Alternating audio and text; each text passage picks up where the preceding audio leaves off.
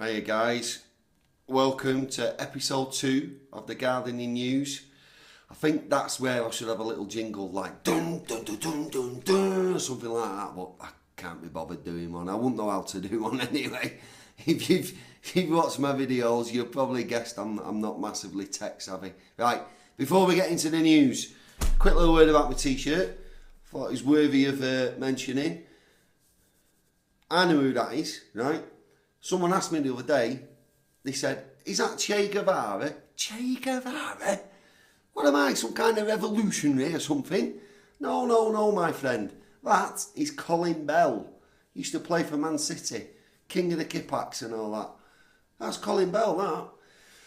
When Man City moved to the City of Manchester Stadium, or Eastlands, or Etihad Stadium as it's now called, just over 10 years ago, the club, bless them, they said to the fans, right, we'll let you name one of the stands.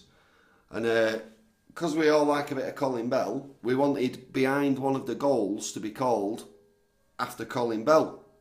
But the club said they didn't want a part of the ground known as the Bell End. So instead, the main stand, if you will, was named after Colin Bell. So that's Colin Bell, not Che Guevara. Che Flaming Vara. Colin Bell. Right. Gardening news then. The EU.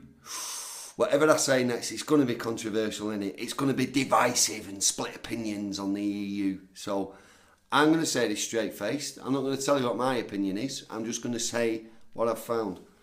Right. Going all the way back to 1972, the EU made a directive. I'm going to have to take a massive deep breath for the name of this directive.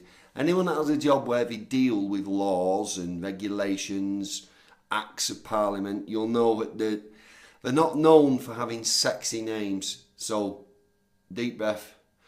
This directive is called on the approximation of the laws of member states relating to insurance against civil liability in respect to the use of motor vehicles, and the enforcement of the obligation to insure against such liability. Right, that's what that regulation's called. You're thinking, well, it's from 1972. How's that the news? Right, this is where it gets a bit interesting. Not too long ago, there was a Slovenian farm worker that was knocked off a ladder on the farm in the field by a moving tractor. The Slovenian courts determined that the tractor didn't need insurance because it wasn't being used as a form of like transport, if you will. It was on farmland, private land, and it was just bad luck. It's one of those things. The EU overruled the Slovenian court and brought this regulation up to the fore. They're currently revising the regulation, and it's in what they call a consultation stage, which is going to end at the end of March 2017, so in about 3 months' time. And depending on what the consultation stage finds, they might rewrite the law, revise it, and that's what they're leaning towards wanting to do. What does that mean? So what? Well, it means in the UK, this is where it's going to get controversial, right? The law as it stands at the moment in the UK means that it's motor insurance is mainly for motors. Things like ride-on lawnmowers, if you're just going to be using it in your own back garden, don't have to have motor insurance for it. If you use it in public land or go on a road with it, then you need a form of motor insurance for things like a ride-on lawnmower. Right, what else have I got here? And it's looking like it's going to happen. And it's not just ride-on lawnmowers that this will now affect. What the EU is saying they want to happen, it will include all forms of motor vehicle not on rails, regardless whether it's on public or private land or roads. So it's going to include things like little quad bikes. If any of you have got a garden that you don't mind ripping up and you've let your kids buy a little quad bike just to bezz about in the garden with, you're going to need some form of motor insurance for it. It's going to include mobility scooters. But mobility scooters aren't really gardening related, but the ride-on lawnmowers are. So, what else have we got here? I took loads of notes about this. I don't know if that's a good or a bad thing. Don't judge me. Right. So, if this new law comes in, depending how long it takes to revise it after the consultation period has ended, if it comes in some point this year, and Britain, the United Kingdom, is still in the EU, it's going to affect us. Whether we like it or not, it's going to affect us. Right.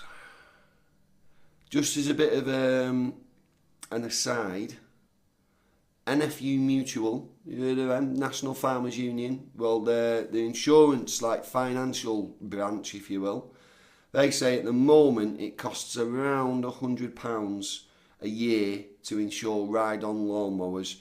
But that insurance, is people are only getting that, or need to get it, only if, big if, underlined, those ride-on mowers are used on public land or roads. So, I've thrown the hand grenade at you. Tick, tick, tick, boom, let it go off. Leave a comment. What do you think? Do you think it's a sensible thing? Do you think it's ridiculous? All I ask is, please no one put the words health and safety gone mad with a little speech marks, because there's two things there that wind me up. Speech marks and people saying it's health and safety gone mad. Don't put that, but what do you think about this law? It's going to include golf buggies as well. I'm not saying nothing. I want you guys to tell me what you think. So that's the first part of this episode of Gardening News. Let's now have a look at a photograph. So this lovely, creamy, white, frothy bloom is an elderflower head.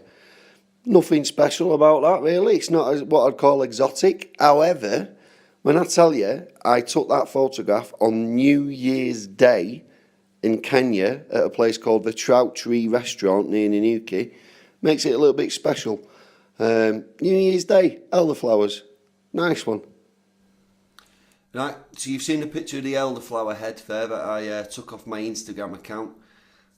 New Year's Day, elderflowers. Never thought I'd see that. Although saying that, I should have done really, because part of the world where I am at the moment, in Africa, it's like Mother Nature has just gone berserk, and just everywhere you look there's stuff growing, so perhaps I shouldn't have been too surprised.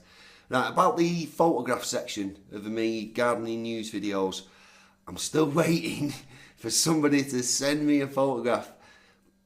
So if you send me one, what's going to happen is, with your permission, give us a bit of a description about it in the email. My email address is on the About You part of my YouTube channel pages.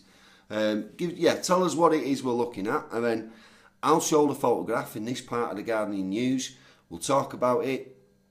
I'll invite people to comment on it, that kind of thing. I'll ask a question about it for people to answer. And I'll also give your channel a shout out. So, you scratch my back, I'll scratch yours and all that. Right, so that elderflower then, back to the elderflower. My question this week is, I like to forage elderflowers and elderberries when I'm back in the UK. The flowers I make wine with around about June, later on in the year, early autumn, end of August, September, that kind of thing. I have been known to make wine out of the berries, but more often I'll just put some of them into a jam with other fruits like blackberries. So my question is, what do you like to forage from around where you live, with the landowner's permission, of course? And what do you do with the things that you forage? Now, it doesn't have to be fruits or wild edible plants. So long as it's something that's growing, we'll widen the net a bit. Anything that grows that you can forage. So it might be mushrooms, yeah? If you know what you're doing with mushrooms, tell me what you do with them when you find them. Nice one. Right, part 3 then. Let's have a look. The product section. I had to look at my notes then. Right, very recently on Amazon, I bought a bag of 250 grams worth of Stuttgarter onion sets. 250 grams, it says in the product description on the Amazon page, it could be between 80 and 100 bulbs. The total price was £3.44 for the onion sets and 46p for postage and packaging. So that's a total of £3.90. Right, I've done a bit of maths. I had to use all my fingers and my toes and everything. Let's say I get 90 sets. Depending on the weight and size of each bulb, it could be between 80 and 100. So let's say I get 90. Every one of those gets potted up. 80 of them take and germinate and continue to grow and end up getting planted out and go all the way through to bulbs that I harvest. Right, so 80 onions. That gives me a price of 4.875p. No one deals in 0.875s, so we're going to round it up 5p per onion. Now, some might say, what about your other costs? Well, I don't have a heated greenhouse, so there's no electricity or fancy lights or a water pump for a newfangled irrigation system or anything like that. Yeah, I will have spent money on some plant pots and a little bit of compost. Not all though, because I make a lot of my own compost. But it's pennies. When you break it down, divide it by 80, it'll be absolute pennies.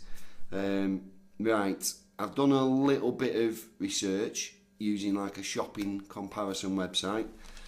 So, remember my price per onion, 5p per onion. This is where it gets interesting. Tesco's sell a 3-pack of brown onions for 65p, which is roughly 22p per onion. Asda, 4-pack, same sort of onion, 87p, which is about 22p per onion. So both Tesco and Asda, 22p per onion. I've rounded it up and down just to get to a whole number. Sainsbury's, 3-pack, 80p, that's 27p per onion. What am I doing then? I nearly said more reasons, but it's Morrison's. 3-pack, 67p, 22p per onion. So we've got between 22p and 27p per onion from one of those 4 supermarkets, or 5p per onion with the onion sets I bought, which incidentally are from a company called Viridis Hortus, and they were sold by a company called, very imaginatively, Vegetable Seeds on Amazon. Although there are loads more companies, I'm just saying what they were to help you find them if you want to go and look for yourself. There's loads more companies you can choose from when it comes to buying your onion sets. Actually, going back to Morrison's, I normally buy my onion sets from Morrison's every year. We sell these little string bags for £1 and you get quite a lot in them. That's good value for money as well. Right, so my question is, what do you grow that gives you the most value for money? Doesn't have to be fruit and veg.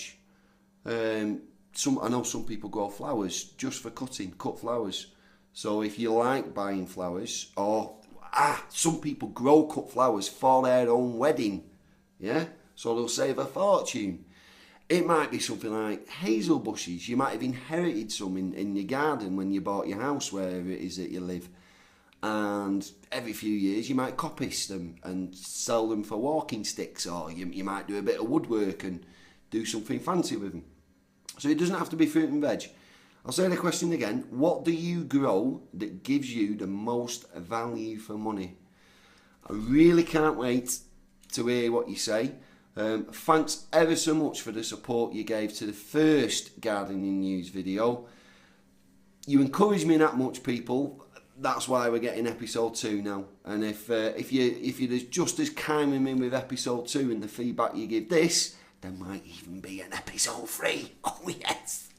But send me some photographs. Send me your pictures, guys, and I'll mention your channel. You get a free shout out. All you've got to do is email. You don't even have to pay for a stamp to send a photo. Do it all electronically. It'll cost you nothing. You scratch my back, I'll scratch yours, flower. That's how it works, yeah. Give you a shout out. So, episode 2 of the gardening news from me. Nice one. See you later. Please subscribe for more free gardening related videos.